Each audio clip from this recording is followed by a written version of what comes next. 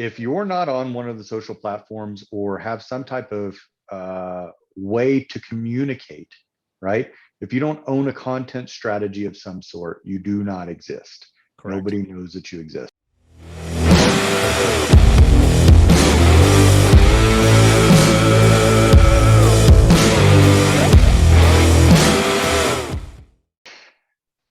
Hey, welcome back to the show. I'm your host, Anthony Pacheco, and today I have Andy Neary on with me.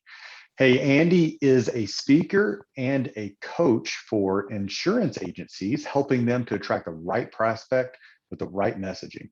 Andy's a former relief pitcher with the Milwaukee Brewers organization, and he actually attributes his lack of success to his mindset. And he now helps others to achieve their goals the same way that he overcame his shortcomings by shifting his mindset. Hey, welcome to the show, Andy. Anthony, I thank you for having me on, man. It's going to be fun. Dude, it's going to be a blast. Well, we're going to jump right in, and we would love the audience to know a little bit about who Andy is. So tell us a little bit about, what growing up was like, or what made Andy into the man that he is today. Yeah, great question. I know we'll talk about the baseball stuff. I tell people I was a definition of average growing up. I'm 5'9", which is literally the average height of a male in the United States. My family we were middle class, average growing. I didn't have childhood trauma. I didn't have the rough childhood growing up. But what I did have was a great mentor in my house when it came to playing baseball, because my dad was a college baseball player himself. He was good, not great. But what he parlayed it into was a really successful high school coaching career. And so he was the longtime head coach at the high school I went to. I played for him. And so growing up, having that mentorship in the house allowed me to really, become a better baseball player each and every year. And that's what earned, when it came to high school and then playing beyond at the collegiate level and at the pro baseball level, I attribute a lot of that back to my dad, because like I said, when you come home every night and you get to have conversations about baseball with a very successful coach, it makes becoming a better baseball player that much easier. Well, that's really interesting that you say that. So from what I hear you just said, you're average build, average lifestyle, average everything, but yet playing in the major leagues or even collegiate, I think a lot of times we forget this. Playing at the collegiate level is nothing of averageness.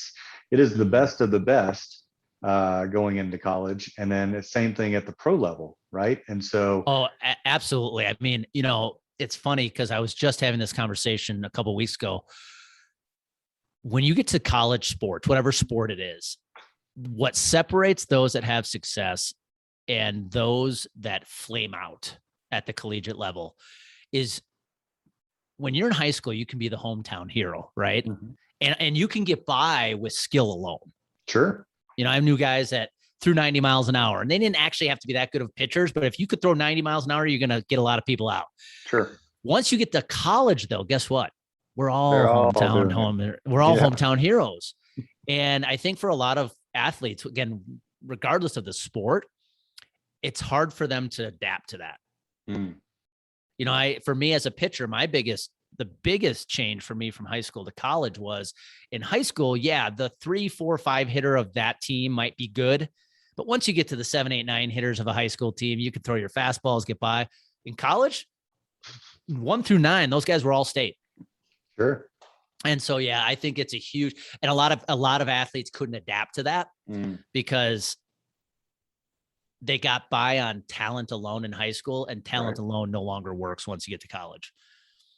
And baseball, a lot of times, is pitching, right? You're talking about the pitching can win and lose games a lot of times. Yes, there's errors in the field. Yes, you got to hit, but you get a great pitcher up there, and especially in the high school level and even the collegiate level, pitchers pretty much are ruling the game. And even in the pro level, we see, depending on who's standing on the mound and who they're playing against, Vegas even uses the odds of who's the pitcher to determine who's going to win the game. And so, there's a lot resting on the shoulders of the pitcher. But you're right. My son and I have had this talk a lot of times. He's loves sports and loves being an athlete. And I said, you could take Do you think the best high school team in the world, we're talking football, do you think the best high school team in the world could ever beat the worst college team in the world? He's like, oh yeah. In the beginning, he was real young. And I was like, why? And he goes, because they're the best. And I said, but you got to think the worst college team has got all the all-stars from every wonderful, high school team. And the same thing with the pros. The worst professional team out there, it doesn't matter what sport, is going to annihilate even the best college. I can't tell you how many times I've had that conversation, like, especially with football, the years when the Browns went 0-16 or the Lions were 0-16, Alabama could beat those guys. No, they couldn't.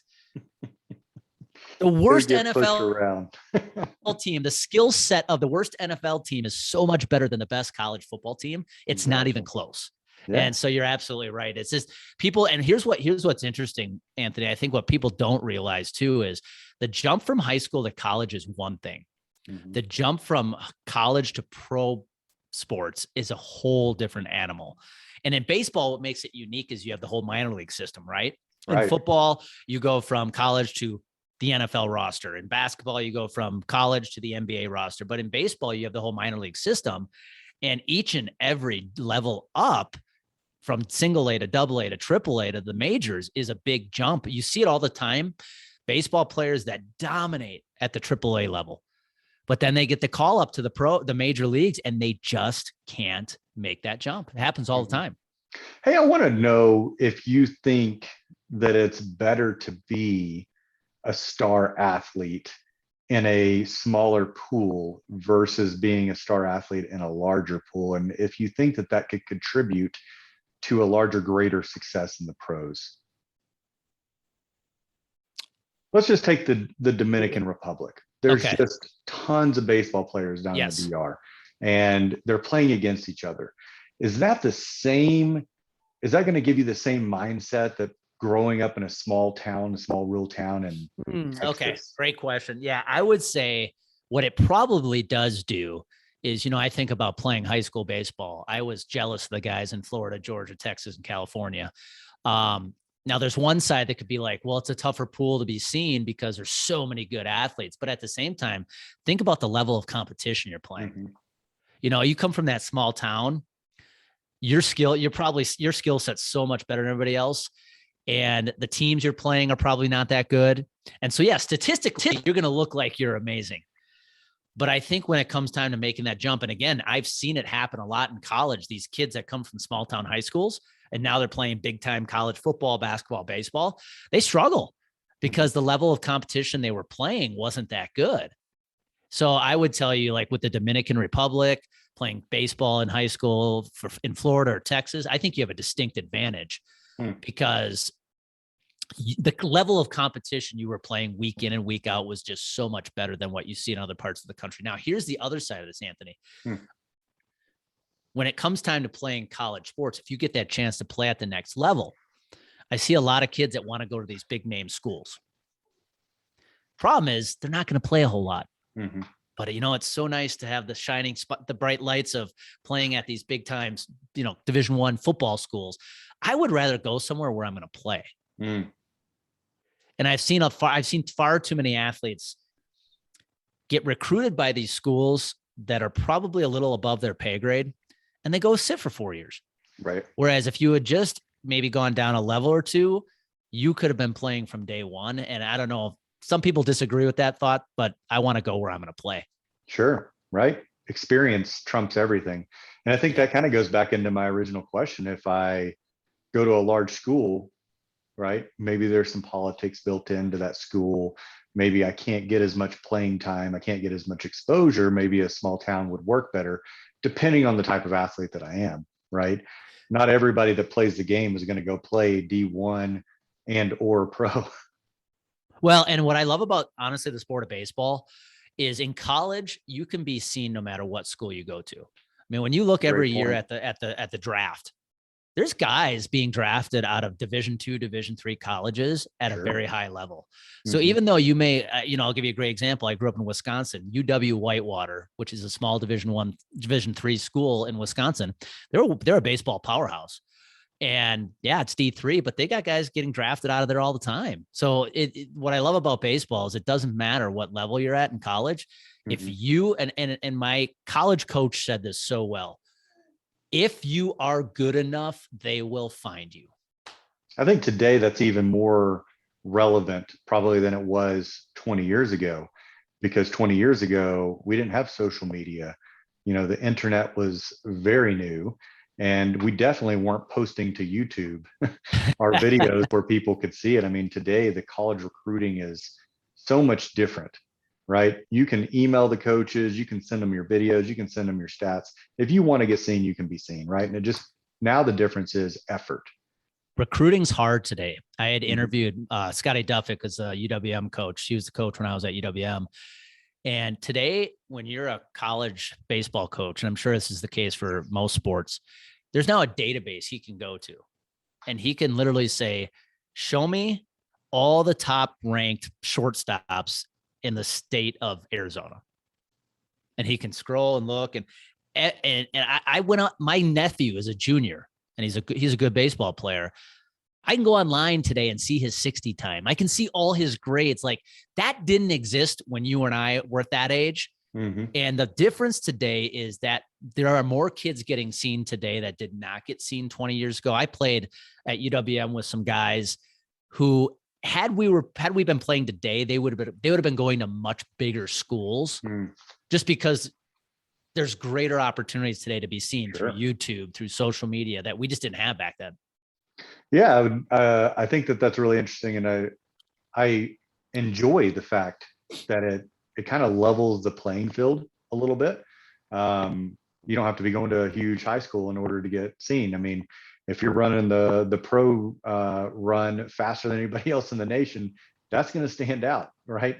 A baseball team or a football team or whoever's looking for an athlete that's quick is going to say, we can develop the skill. Let's take that quickness. We can't teach that. That is the one thing I will say, if there's a skill set you want to have as an athlete these days, it's speed. Because you're right.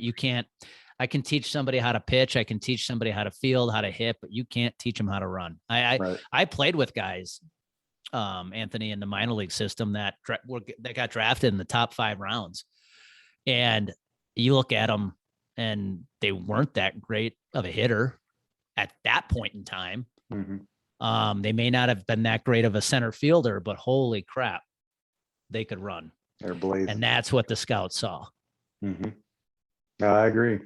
We're going to shift a little bit into the business sector, because I think that this kind of ties in. Yeah. I think that as we develop into our personal skill, right? Like in sports, speed kills, right? What do you feel in business is that differentiator? You've had a very unique career, playing professional baseball, getting your insurance license, and just kind of going through that segment. One, tell me a little bit about how you would see that as a differentiator. What is the biggest differentiator you see in business today? I think, it goes back to kind of why I failed in baseball. When I look at why I failed in pro baseball, Anthony, it came down to 3 things. Number one, I feared judgment, because when you're playing pro baseball, you're getting judged every day. The scouts are constantly watching you, and you're being judged against your own teammates because everybody's trying to get promoted. Number 2, I feared comparison. When you're playing a sport, you are literally compared via stats, right? My stats were put up on the wall against the other pitchers on my team. And when it came time to say, who are we moving up to double or single A, double A, who are we letting go of, it came down to stats. So you were constantly comparing what everybody else was doing. And then the third one was the fear of failure. I was a free agent pitcher. So I couldn't fail as much as a high draft pick did. I only had so many chances to show myself before I could possibly be let go. All it took for me was a failure or 2 and I'm gone. And so I let that impact my pro baseball career, living in that fear. And I would tell you, as it relates to business, that actually is what impacted my early business career. I've been in insurance for 20 years, but early on, it was all about the fear of failing. I thought I had to be perfect. It was constantly comparing myself, constantly fearing the judgment of others if I tried to do this, certain things. And so I lived inside this little box of mediocrity. And, that's no way to have success. And so for me, what's the big differentiator these days for success in business? I just think it's, one, don't give a crap about what other people think about you. Number two, do not compare yourself to other people. That's a quick recipe for stress and anxiety. But number three, you gotta love failure, man. You've gotta as an entrepreneur, you're gonna fail every day. Mm-hmm. And you have to enjoy that, because that's the only way we're going to grow. So to me, the ultimate differentiator in business, no matter what industry you're in, is those three things. Don't care what others think. Don't compare yourself to others, and love failure. It's easy to say, hard to do, right? Absolutely. So, one of the struggles in the benefits world, the employee benefits sector, is the longing to belong to a group or an organization. We see these groups that kind of come out, right? Being an independent is much harder than being part of a large brokerage house. Being part of a mastermind group is, different than being part of a Health Rosetta group or whatever it may be, right? And so this desire to be accepted by your peers is huge in this industry, right? And so can you speak a little bit, because I know you've coached from the big boxes down to the independents, how you overcome that desire and need to be accepted by your peers? Yeah, I got to be careful what I say here, man. Okay. because I got strong opinions on this. Sure. I'll never forget a conversation I had. It goes back to wanting to belong, right? And you said, it's interesting in our industry.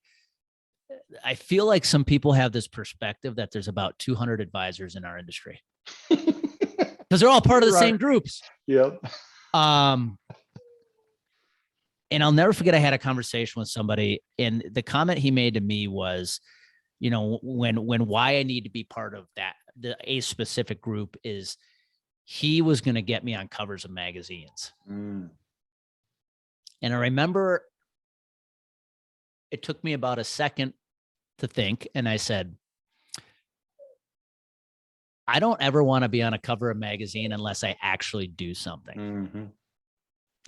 And so going back to your whole comment about belonging, what I want us as an industry to focus on more is execution. I think it's great to be part of these groups. There's some great thought leaders out there. Absolutely. The problem with most of these groups, Anthony, is no one's actually executing. They're all talking. Mm-hmm. And so,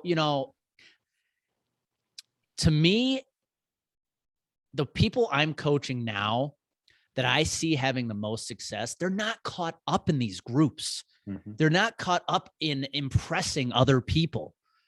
They're just getting after it every single day, and they have one goal: to help their clients win. It's that simple.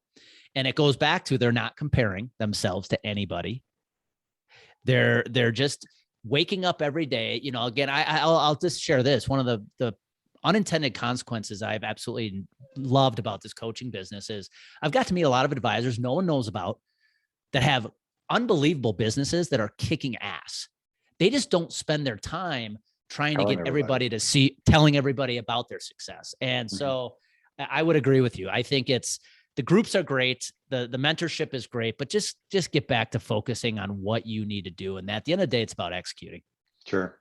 Yeah, we find a lot more success when we stop worrying about telling everybody else what we're doing. But there is a reverse to that, right?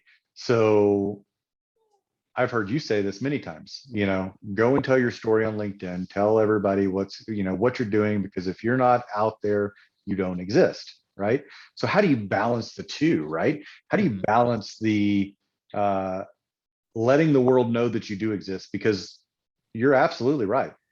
If you're not on one of the social platforms or have some type of way to communicate, right? If you don't own a content strategy of some sort, you do not exist. Correct. Nobody knows that you exist. So how do you use both? One, not telling everybody how great I am, right? But at the same time, telling everybody how great I am. I think when it comes to content, it comes down to this.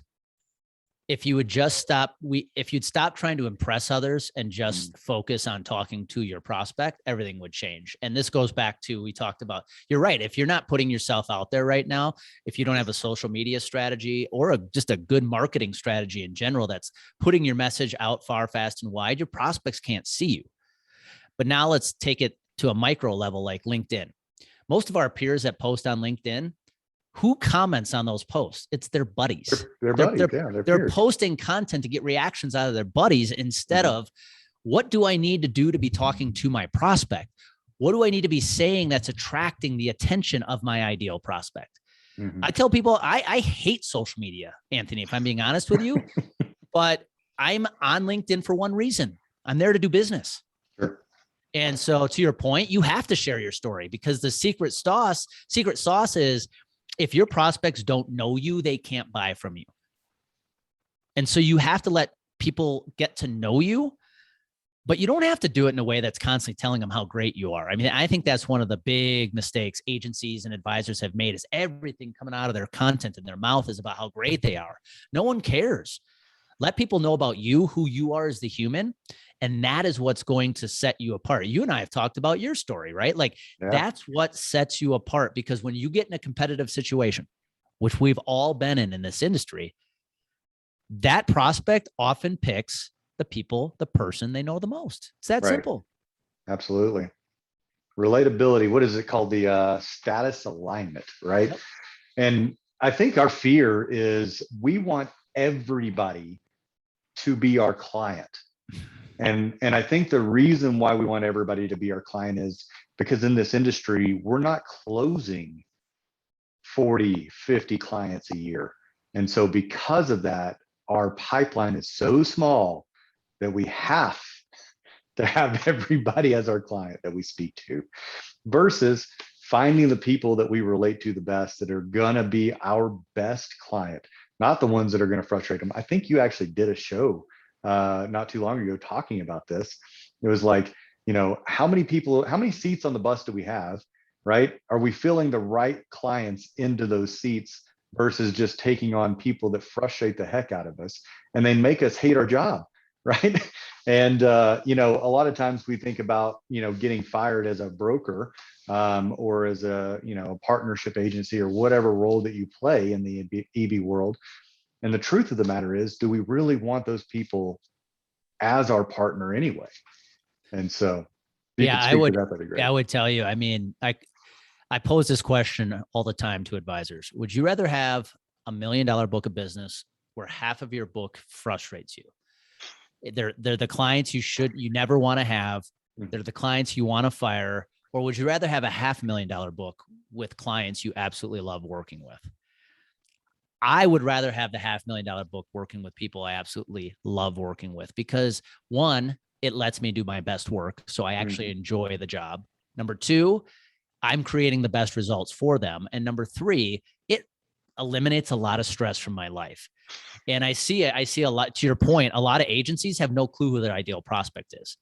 It's anyone willing to say yes to them. And I don't know, we just have come to a period in time where you have to get very selective about who you're working with.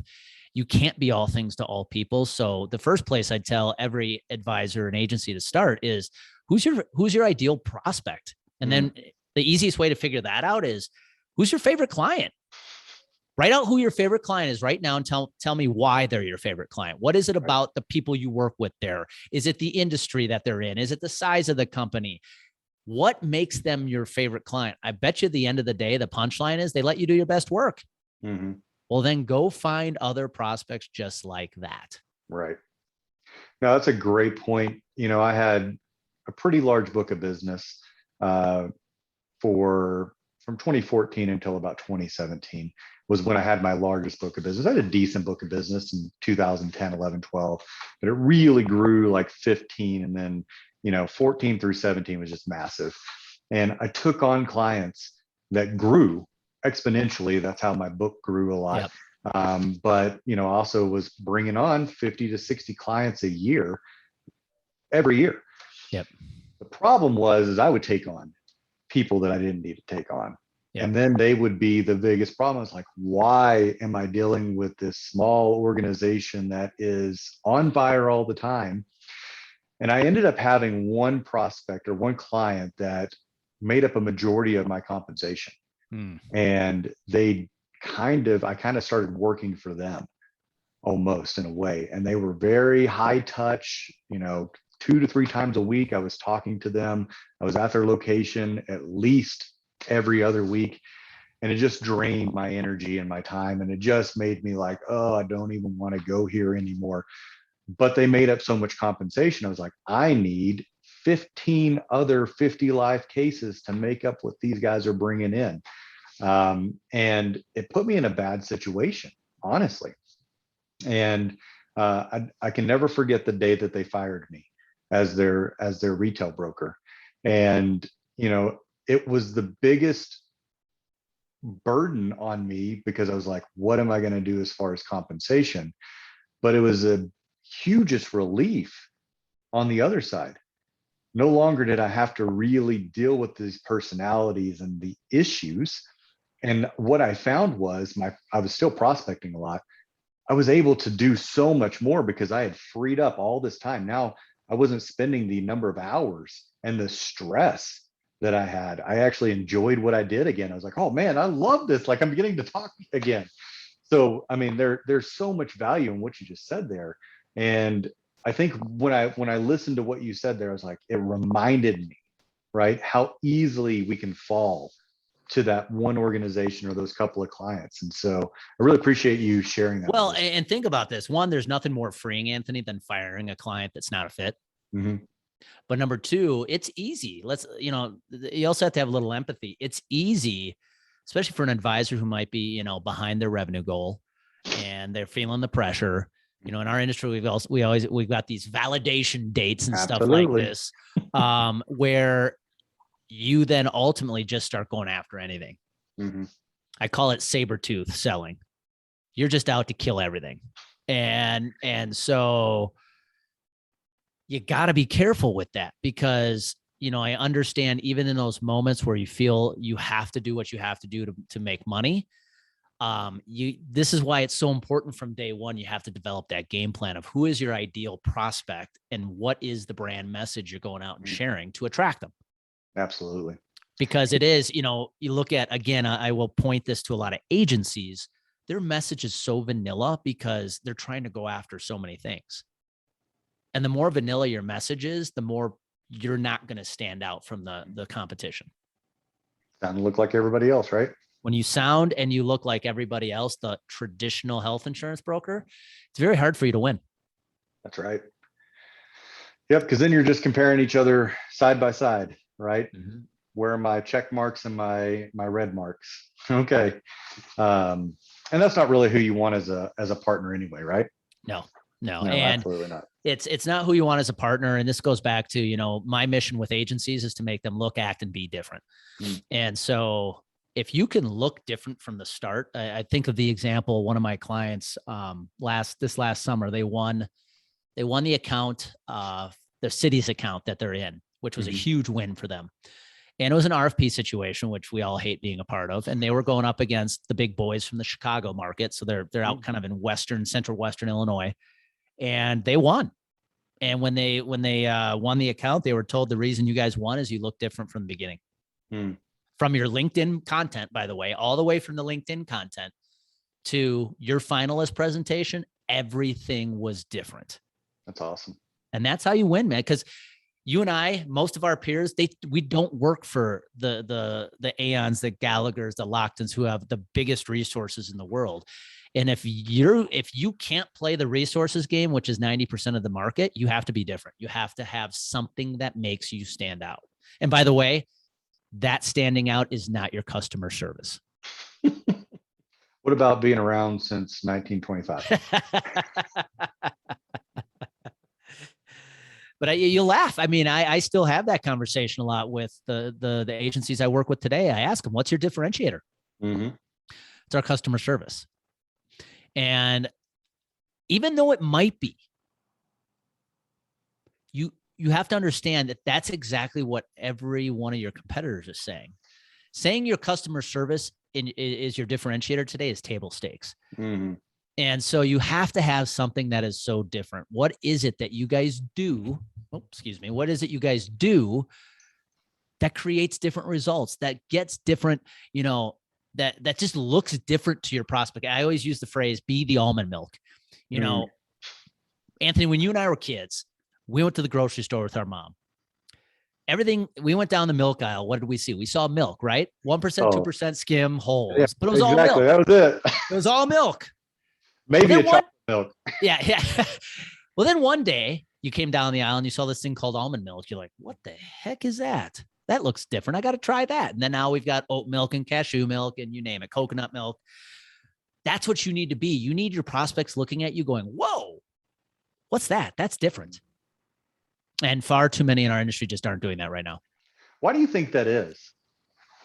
Fear of comparison, fear of judgment, fear of failure. It all comes back. They want to do it. They know they need to do it. But the second I give the image of, imagine you have a rope around your waist and it's tied to a tree and you're just trying like heck to get away from that tree. But every time you get out to a certain length, you get pulled back to that tree. The tree is the traditional way of doing things. Mm-hmm. Every time they step out of trying something different, they naturally come back to being the traditional agency. And it's because they fear what others might say.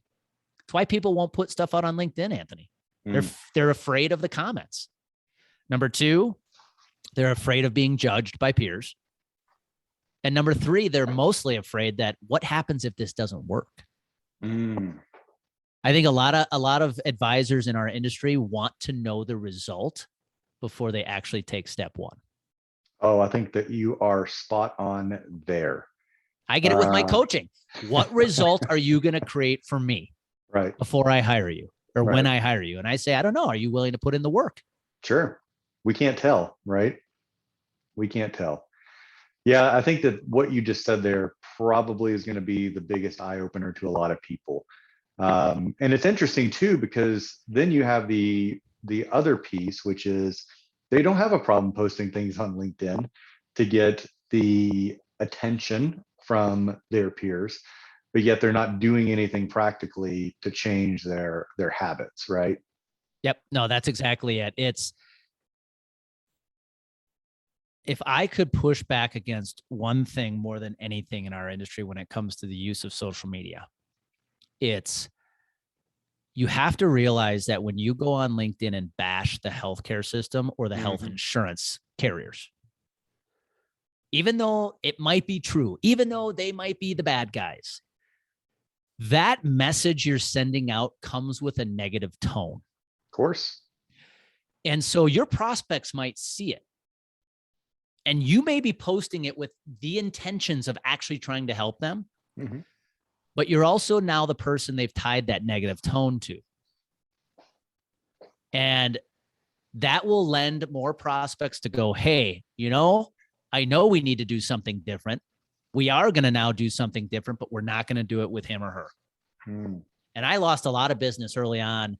When I made my change, Anthony, back in 14, 15 of this different mindset, started reading, Dave Chase's articles and things like that. I was that guy out pontificating about health insurance, bad guys, this, the system sucks, this. Great. It was creating a lot of information for my prospects. Guess who they were not hiring? You. Me. That's a great piece, because it is, it's almost hard because you're passionate, right? Mm-hmm. And so a lot of times we will think of passion as here's what's wrong, right? Here's what's wrong. And so I'm passionate about changing. And so I need to point out the things that are wrong, because if our prospect doesn't even know that there's a problem, how can I be passionate about something and telling them something if they're, how do I do that, right? And so, what would you give as advice? Because obviously bringing in that negative context is needed in order to say that there's a problem. A lot of people that don't think there is a problem. Here's a great example. A lot of our peers are passionate about what? Reducing the cost of health insurance, right? Sure. They see that as the problem, which we all know is a big part of the problem. But when you spend all your time, your passion, going into prospects and trying to tell them that's their problem, If they don't see that as their current problem, they're not buying from you. That's right. So if you want to be the cost containment advisor, there's nothing wrong with it. But you have to understand when you're going into every encounter trying to tell the prospect what their problem is, if they don't recognize that, move on, because they may have a completely different problem they're dealing with today, not the one you want to solve. And so I think that's where, for advisors today, you have to make one of two choices. Do you want to become the advisor that solves a specific problem? Cool. Now you got to go find out the prospects who have that specific problem. If you want to be the advisor who is out to solve the prospect's actual problem today, whatever that is, solve their actual problem today. Which is a much different conversation. It's a much different conversation, because today their problem might be something completely unrelated to cost. Sure. Diversity and inclusion, COVID. I mean, the world is on fire. Exactly. And so you just need to make that decision. But I've talked to a lot of advisors who are frustrated. They feel like they're coming in second place a lot. It's because they're trying to tell the prospect what the problem is, when that's not actually the prospect's real problem right now. Got it. That's great. That's a great value hammer, as I like to call them. So we'd love to use that one. Boom. Yeah. Very good. So we could probably talk about this all day long. And I love talking with you because when I used to listen, I listened to Grant Cardone for a long time. And then I listened to Gary Vee for a long time. And I was like, how do I put those two people together? Well, in my opinion, Andy Neary, you have done that for the employee benefits sector. And so every time I talk to you, you always bring me back to, this is the reason why I find so much value in the content that you put out. So really appreciate it. Appreciate that, man. The next piece that we're going to talk about is our hair. And so it will go from the lack of it on my head to the amount that you have versus the facial hair that I have here and yours. So I know that you've had a beard throughout your industry. You've been clean shaven. You've kind of done a little bit of everything. And so tell us a little bit about your journey with the difference of facial hair and long hair. I am going to go. Yeah. If you asked the question, the beard or hair, what's more important? I'm going to go with both. Okay. I grew my beard out. What was it? 2017, maybe 18. I can't remember when it was. I just naturally look really young, Anthony. And so I got to a point where I'm like, you know what the heck? I'm going to give it a try. Literally have never had facial hair. And I liked it. It took a long time to grow, man. My facial hair does not grow fast like yours. But yeah, I just, when I grew it, I liked it. And I've just kept it ever since. Now, I will admit, recently, call it the pandemic probably helped aid this. I said, you know what? Since I'm working from home, a lot of it's virtual, I'm just going to grow the hair out too. And, you probably can't see this today, but if I turn, you can actually see there's a little man bun there in the back. But, I'm like, what the heck? It's 2021. Times have changed.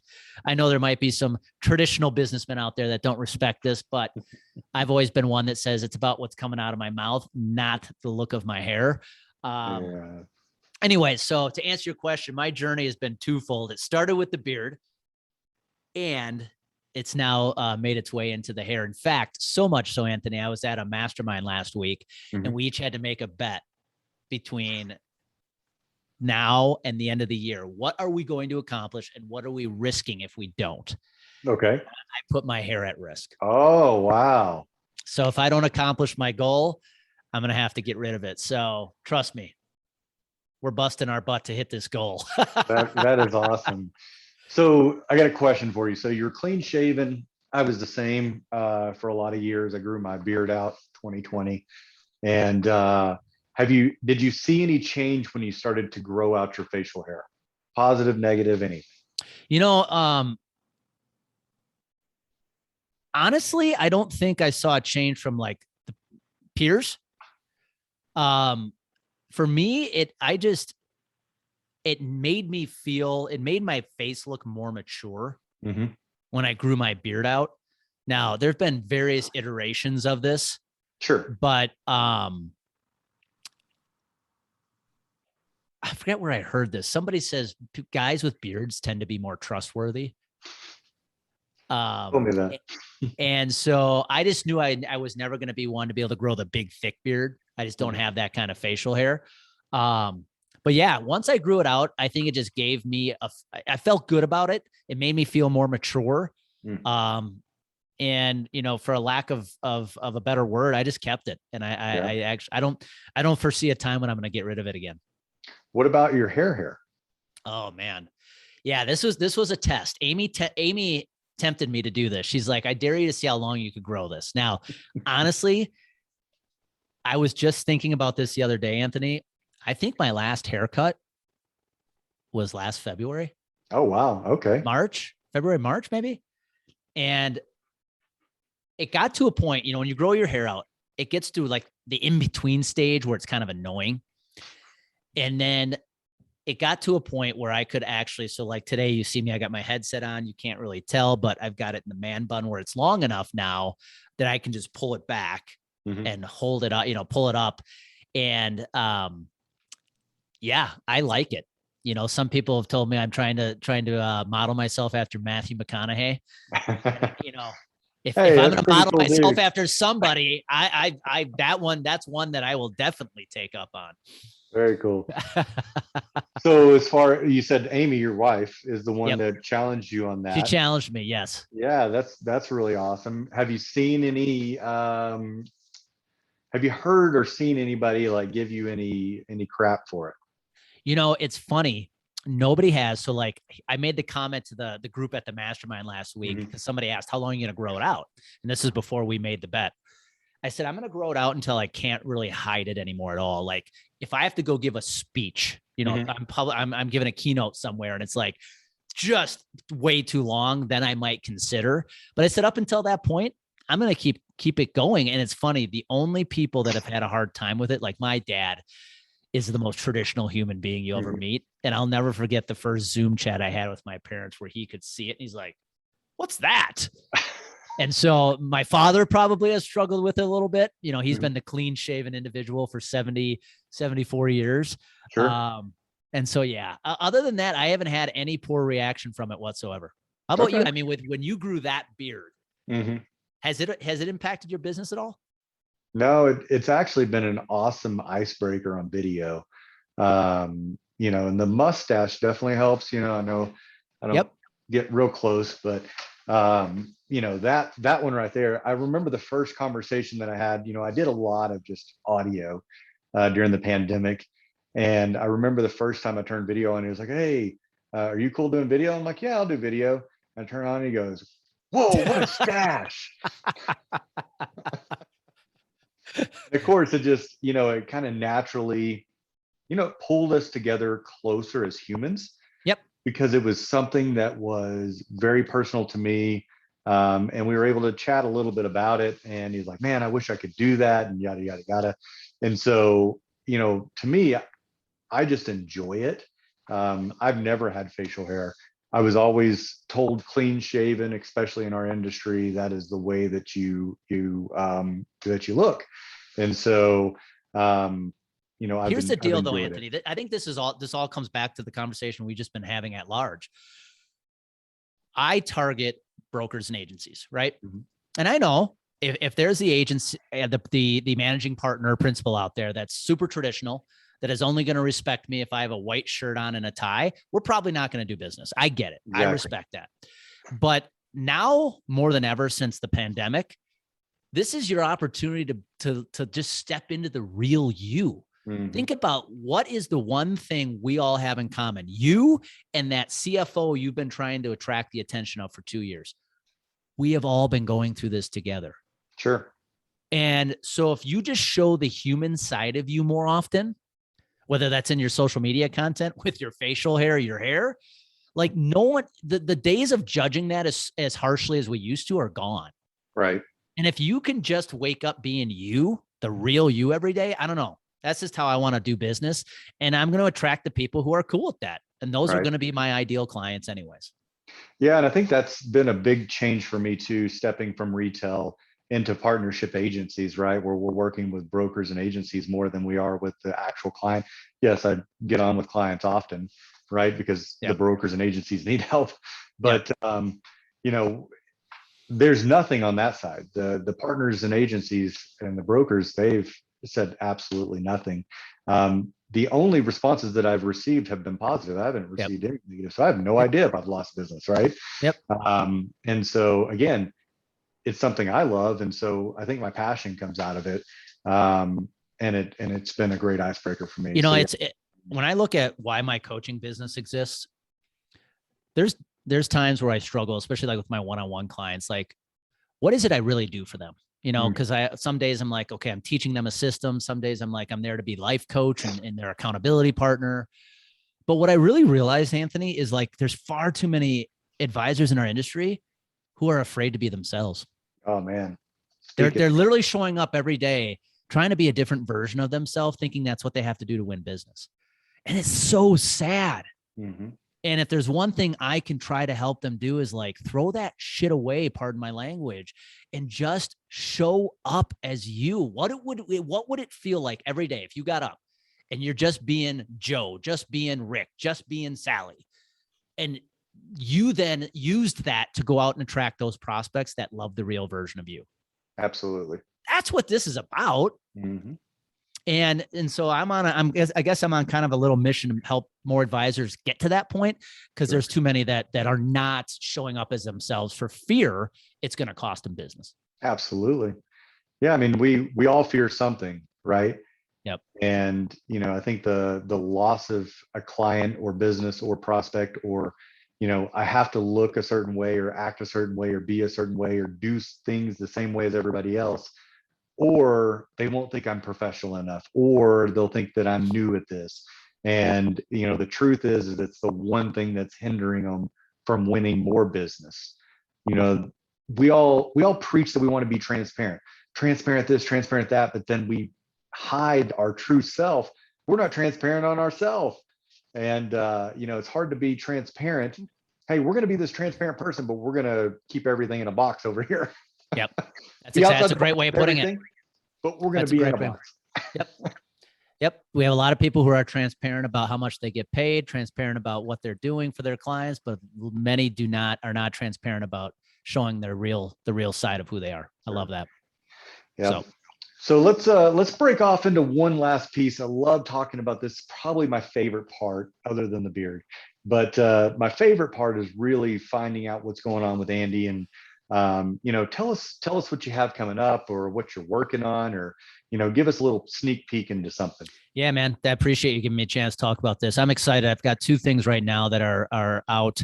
One's about to come out. I'm doing a lot of workshops right now with insurance agencies. So it's a full day workshop helping them build their brand message, their marketing and sales system. So that's one area. A lot of agencies right now lack time, but they need to get something going before 2022 starts. Far too many people are waiting until 2022 to actually get their game plan in writing, and that's way too late.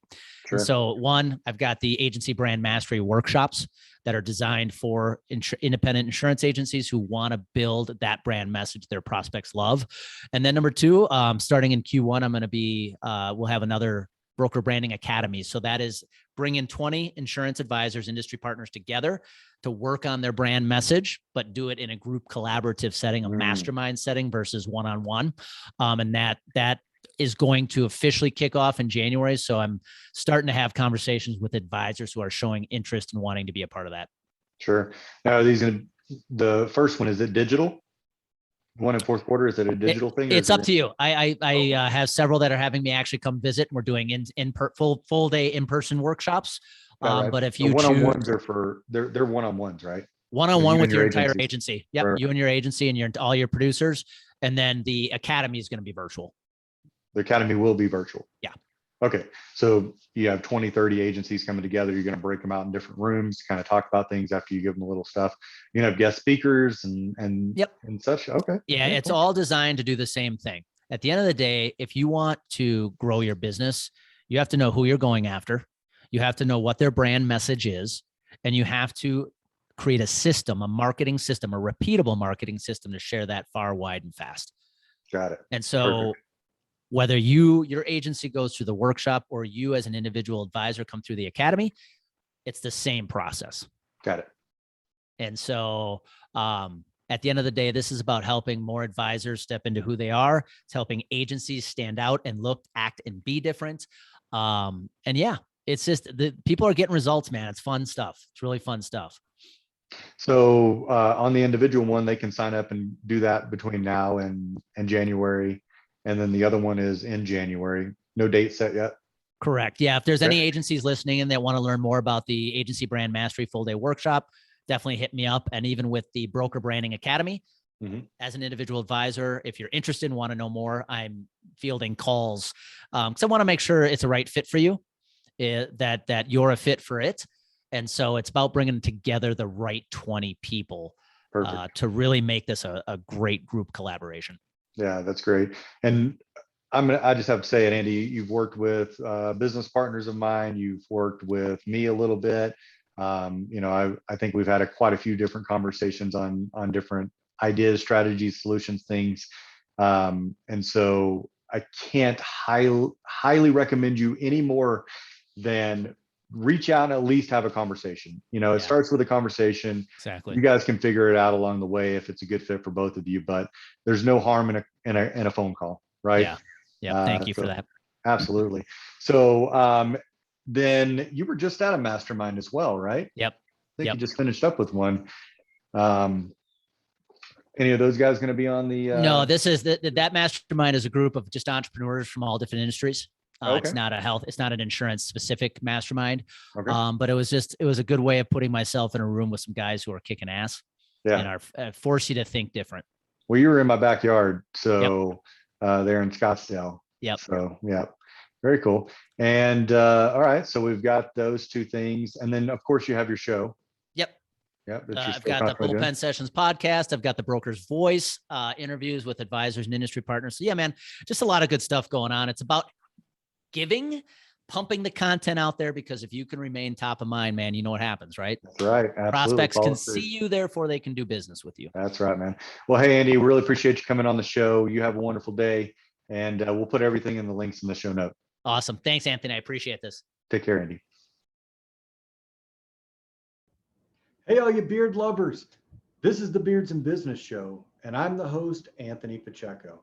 Join me each week as we uncover different guests from all over the world as we talk about their personal and professional developments as they drop golden hammers down for us to learn and glean from. And of course, our favorite part of the show, discussing our beards. So we look forward to seeing you. Enjoy today's episode.